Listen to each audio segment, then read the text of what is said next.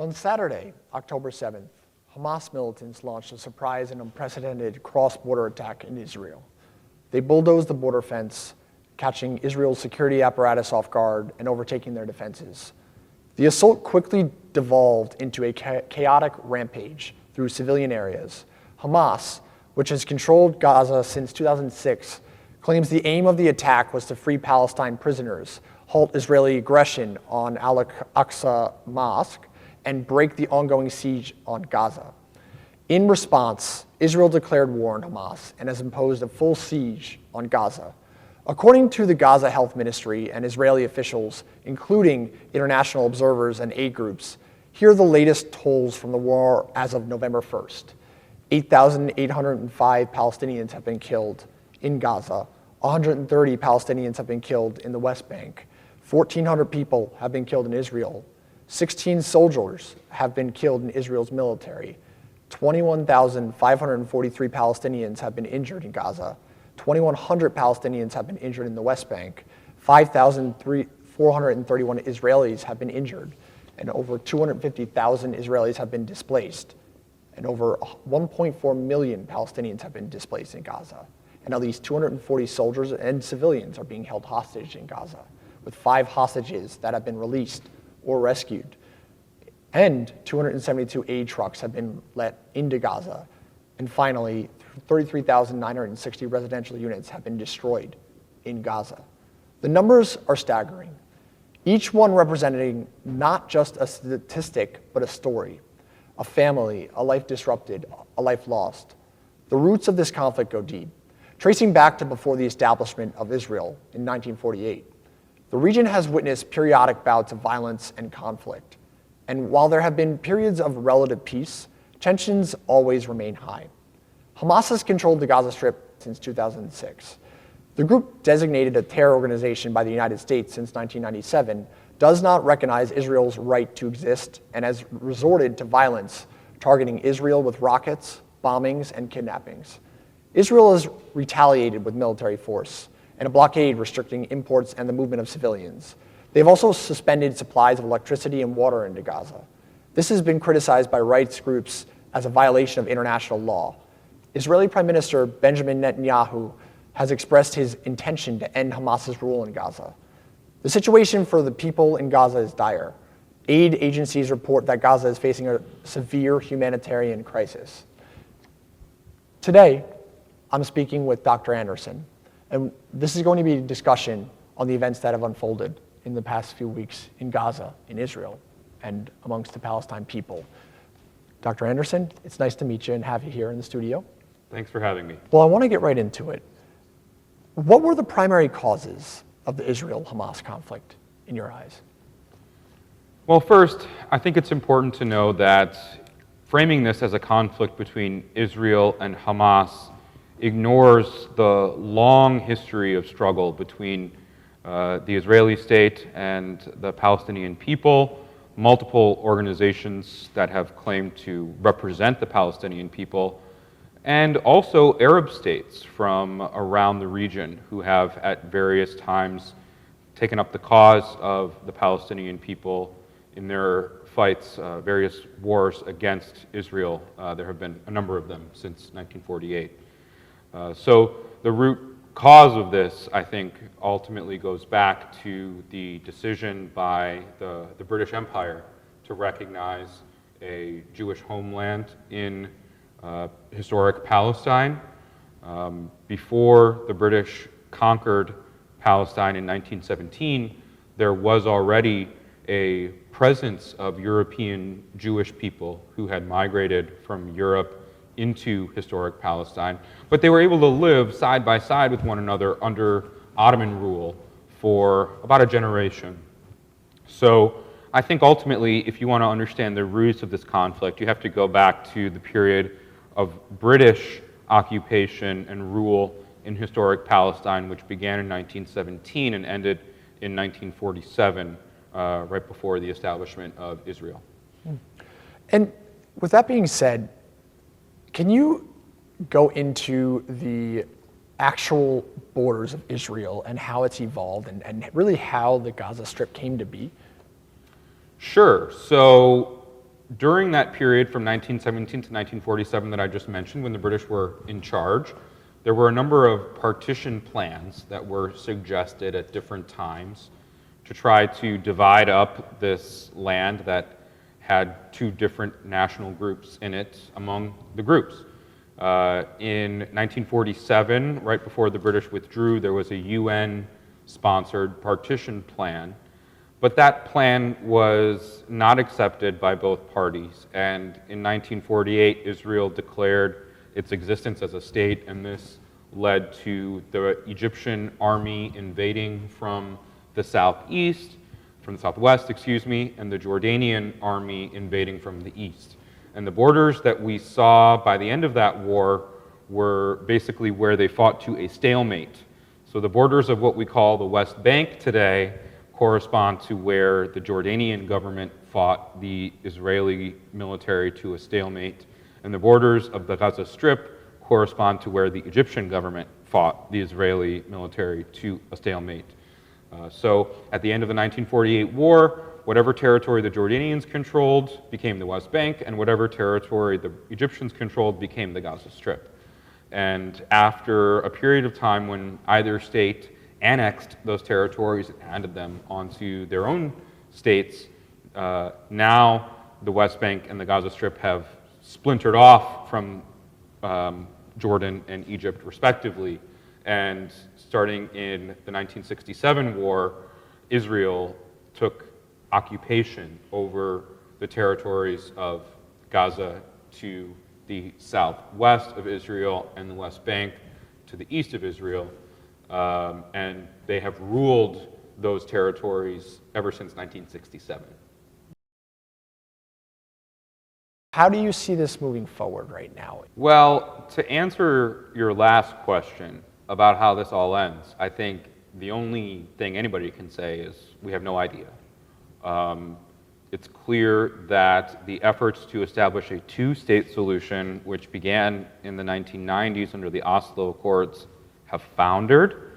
There's a lack of political will on both sides, I think, to pursue the two-state solution, but that is still the solution that is perhaps most alive in the minds of people, I think, in historic Palestine and Israel today. So the goal of the peace process was to create a two-state solution. There are numerous obstacles to the institution of such a solution, including the large numbers of Israeli settlers living in the West Bank, the lack of sovereignty given to the Palestinian state, and some ideological commitments by people on both sides of the conflict.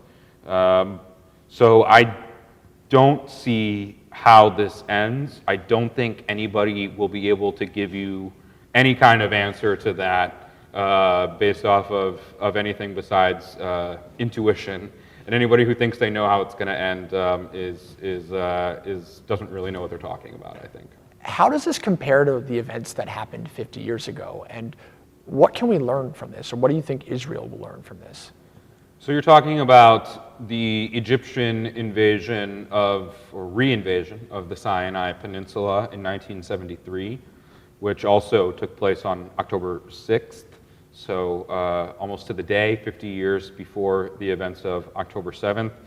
People have drawn this comparison because in both cases, the Israeli Defense Forces were caught kind of flat-footed, unaware that an attack was imminent.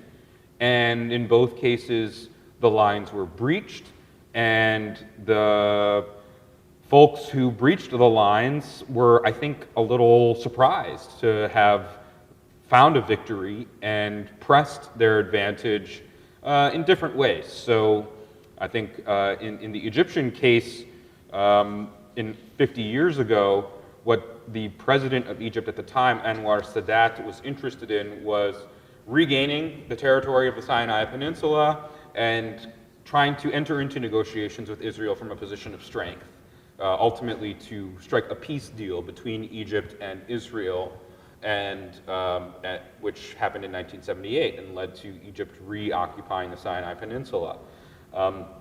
So Perhaps one difference here is that the Hamas government is not just looking at a particular piece of territory that it wants to recapture, but especially some ideological aspects of the Hamas movement might be looking to recapture more territory. And so I don't think Hamas will be as quick to make a peace deal as Sadat was, the Egyptian president.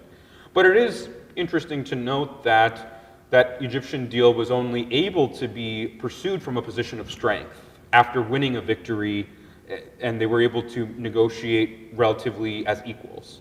So sort of extrapolating from that, one can imagine that now that Hamas finds itself in a position of military strength, they might be able to negotiate in a way that would save face for them, perhaps easier today than they could have before October 7th. But I think that the events that have taken place since October 7th, the mass bombings of Gaza, have probably eliminated any window of opportunity for agreement to be reached between the Hamas government in the Gaza Strip and Israel. And so the chances of a peace agreement seem very distant right now. Can you explain the significance of key events like the Oslo Accords in the context of this conflict at all? Well, the Oslo Accords were very significant. The Oslo Accords happened in 1993, 1995. It's provided the basis for the idea of a two-state solution. And at that moment, as I said before, there was a lot of hope 30 years ago that a solution could be reached. But I think the lack of progress that we've seen towards a two-state solution has led to a situation of hopelessness among the Palestinian people. And this is, in many ways, I think, accounts for the violence that we saw on October 7th, because the people of Gaza feel so desperate that they are perhaps more willing to entertain violent solutions to the conflict, or solutions that might even cause great harm to the Palestinian population, because every other attempt to pursue a peaceful solution has not borne any fruit yet. And so violence becomes the answer. I think there's a quote from Martin Luther King that says, "If you make peaceful revolution impossible, violent revolution is inevitable." And I think that perhaps encapsulates some of what we saw on October 7th. The peaceful solution being the Oslo Accords not bearing fruit has led to a situation where violence is seen as the only answer. Do you think that Prime Minister Benjamin Netanyahu's goal of completely eradicating Hamas, do you think that's realistic? Well, first off, I think in the question of Hamas's dispersal amongst the civilian population, we have to keep in mind that the Gaza Strip is only about 300 kilometers square area, that there are 2 million people that live within this very small area, and it's one of the most densely populated areas on the face of the planet. And so there is nowhere to go in the Gaza Strip. And as a result of that, the surgical strikes that the IDF imagines itself carrying out are impossible. And so civilian casualties are going to happen if one pursues the policy of aerial bombardment that we're seeing from the IDF. Now, your question about the prospects of eliminating Hamas, I think we have to understand that even if every commander of Hamas were to be killed, the Palestinian people still find themselves in a position of being brutalized, in multiple bombing campaigns, of having their resources shut off from them, and having no sovereignty in their own land. And so the root cause of violence will remain the desperation of the Palestinian people. And so even if Hamas were to disappear, the cause of violence would remain and something would arise in its place that is just as violent as what we saw on October 7th. So that's why I reject the notion that this is just a war between Israel and Hamas, right? This is a war against the Palestinian people, which will continue so long as those people are the victims of brutal treatment. And I think the only solution that we can find going forward is some sort of agreement where both sides find a way to recognize the common humanity within the other and put down their weapons. But before one group does that, what we're going to see is tit-for-tat violence as the only solution that people see as possible. Do you think Prime Minister Benjamin Netanyahu was planning a war like this, or do you believe that he might be using this as a way to kind of gain more power or to kind of sidestep his own struggles that he's had recently?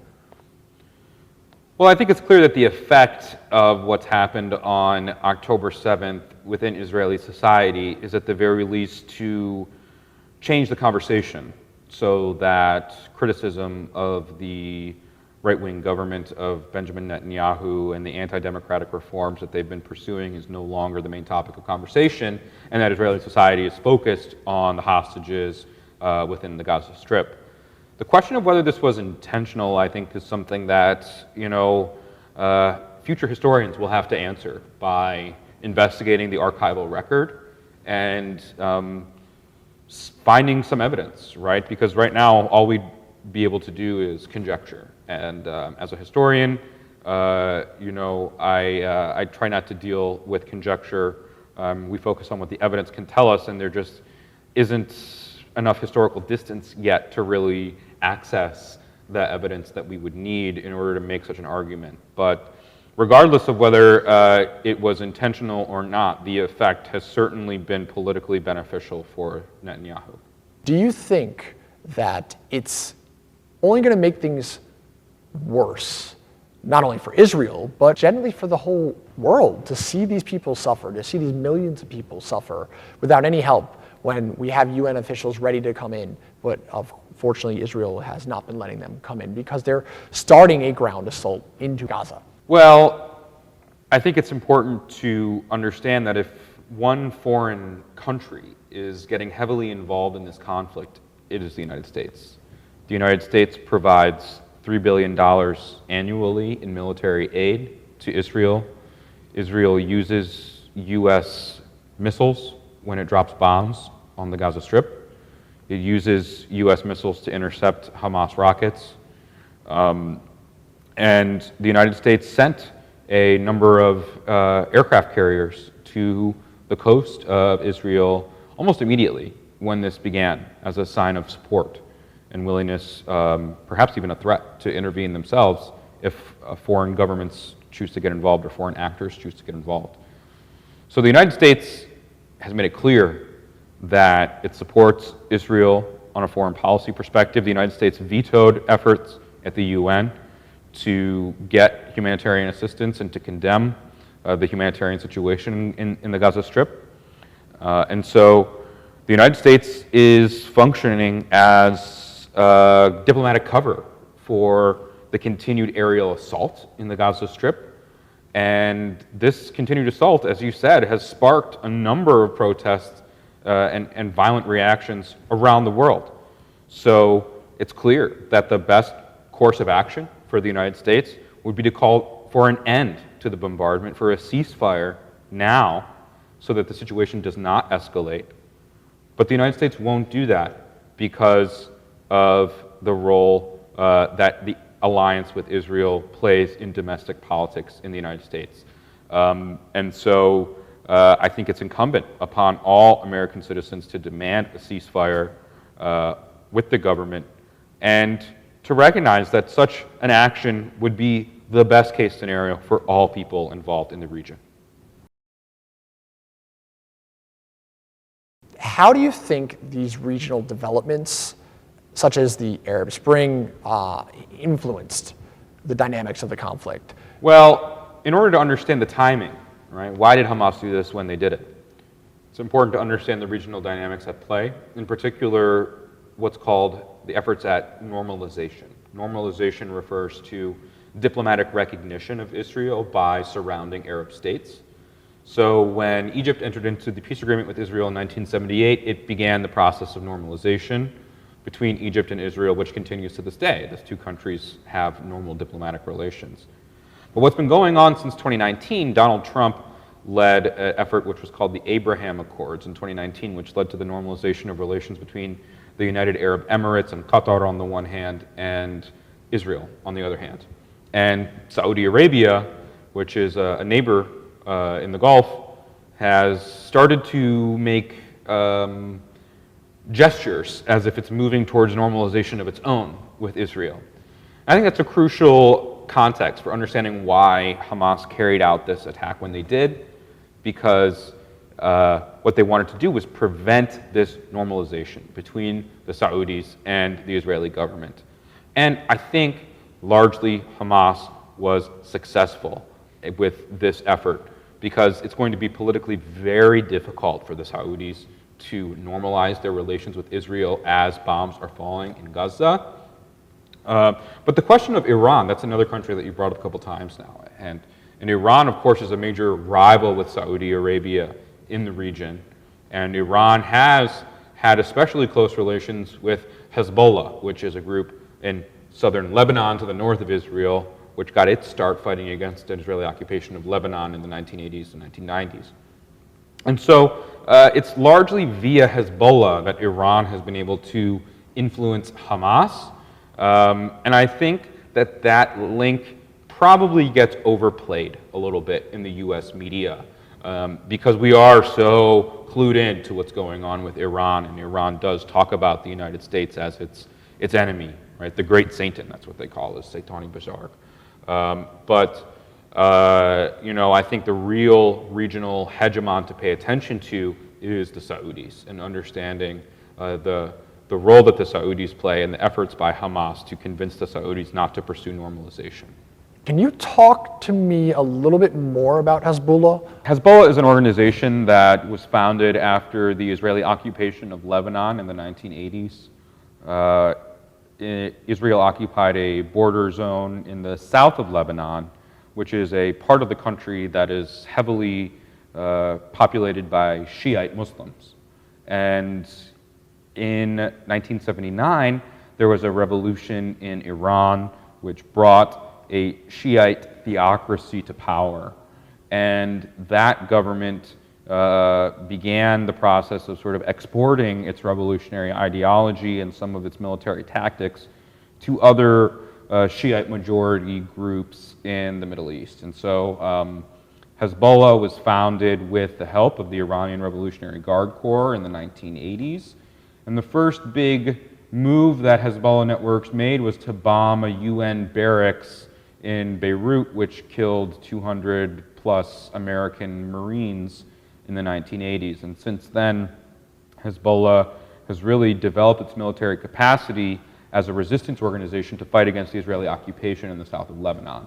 So that group, which really came into its own in the 2006 conflict with Israel, where it successfully was able to sort of land some of its rocket barrages inside of Israel, that group now is a threat to Israel's north. It is able to send operatives into the Gaza Strip and coordinate things like how to launch rockets, how to build cheap rockets and launch them in a way that can overwhelm the Iron Dome defenses of Israel. So Hezbollah is an important strategic player in the sense that it's nearby, and it provides a logistical way station for weapons and material to get into the Gaza Strip.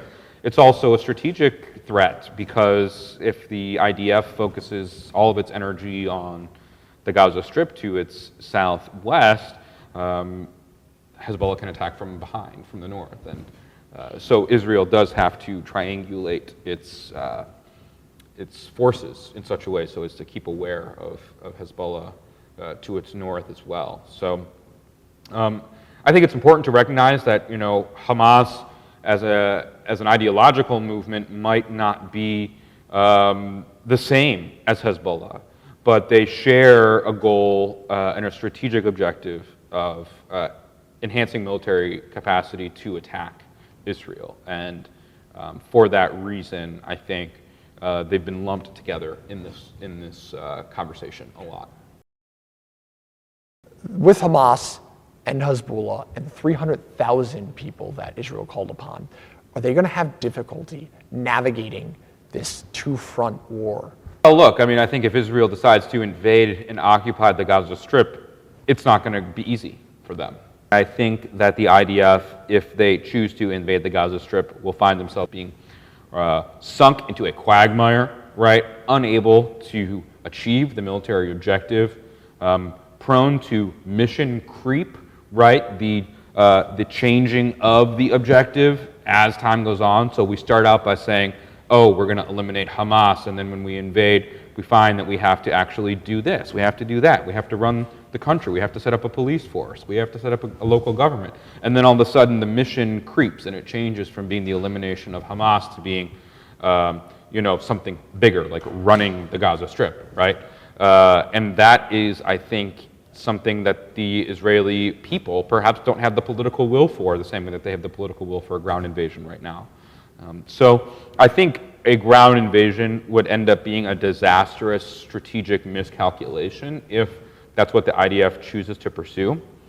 But if they do, there will be a multi-front war that follows. Already in Yemen, the Houthi movement, which dominates the Yemeni state, has declared an open war on Israel from its south, and they've sent a number of drones and missiles from Yemen. So, I think it's hard to predict how many fronts could open up and how this could spill over.